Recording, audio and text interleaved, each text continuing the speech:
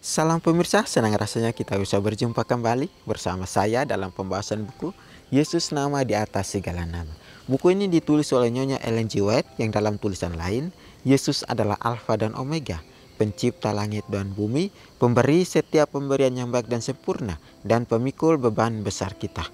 Kepada mereka yang hancur oleh dosa, Dia menawarkan juru selamat yang sempurna, perantara yang agung, perantara yang maha kuasa, dan kapten keselamatan kita. Ya, ini adalah ajakan untuk kita, biarlah kita selalu datang kepada Tuhan dengan segala apa yang ada dalam kehidupan kita.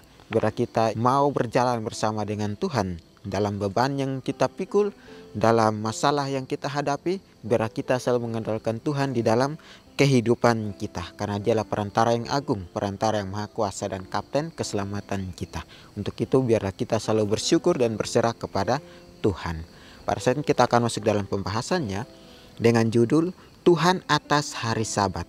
Ayat intinya terdapat dalam Matius 12 ayat 8. Karena anak manusia adalah Tuhan atas hari Sabat. Memohon agar pendengar-pendengarnya jangan heran, Kristus telah membuka di hadapan mereka itu dengan pandangan yang lebih luas akan rahasia masa depan.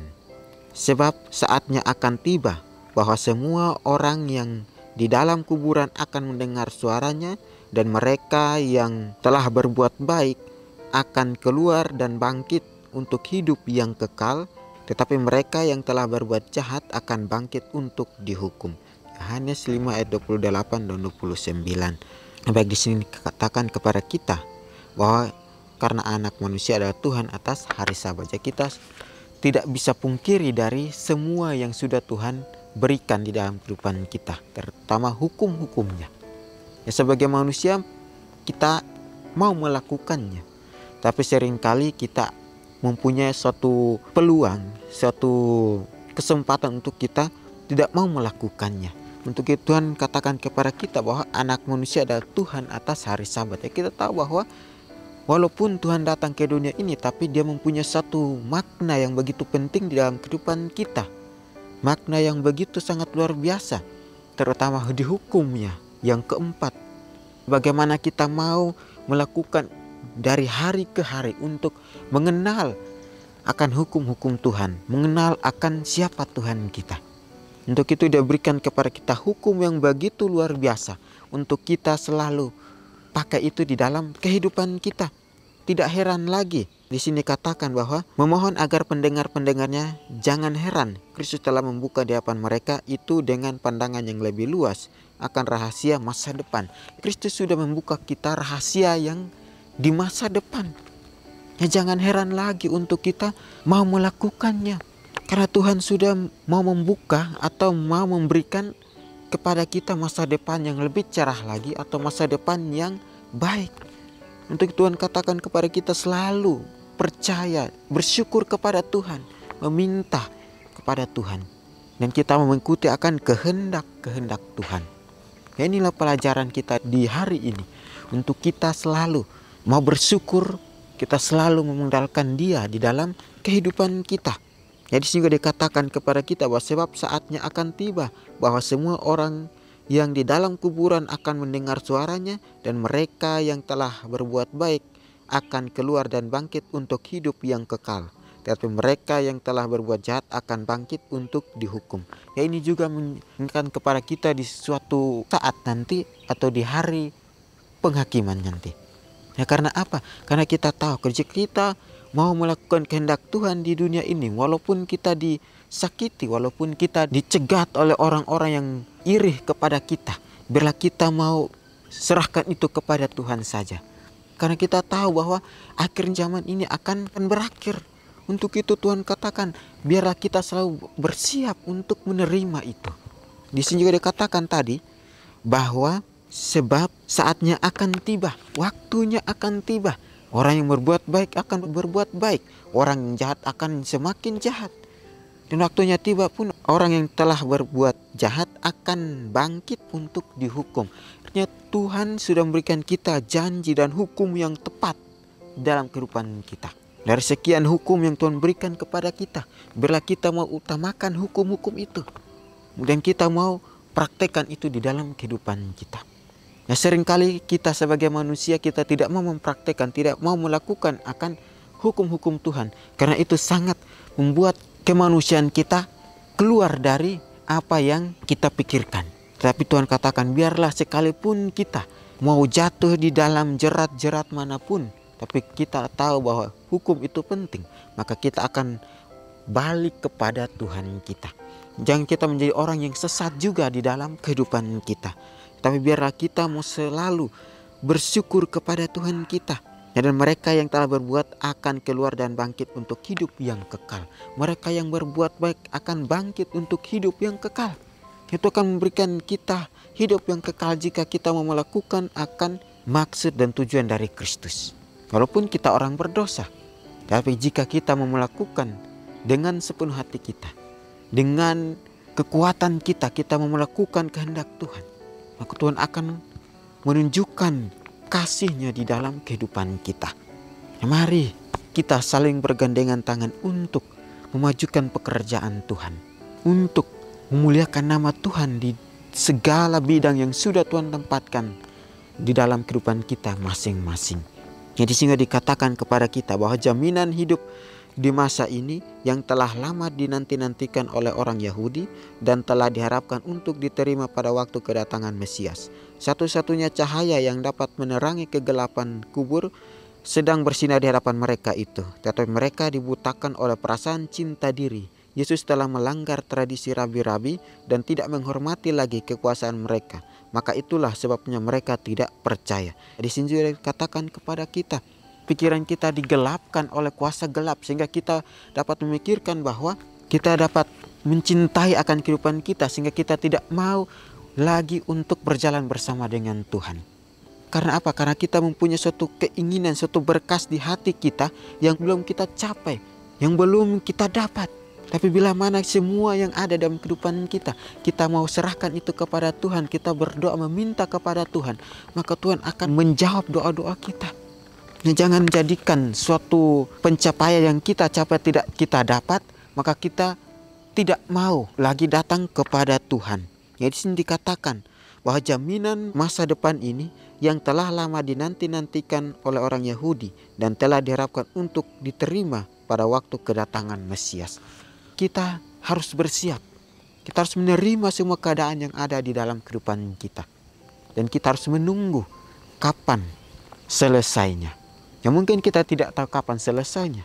Tapi biarlah kita mau melakukan dari hari ke hari, setiap harinya. Kita mau melakukan yang terbaik untuk Tuhan. Sehingga dikatakan satu-satunya cahaya yang dapat menerangi kegelapan kubur sedang bersinar di hadapan mereka itu. Kuasa Tuhan akan menyinari orang-orang yang mati di dalam sebuah kebenaran. Mati di dalam hukum-hukumnya Tuhan. Tuhan akan memberikan sinar kemuliaan itu untuk menerangi kuburan yang gelap.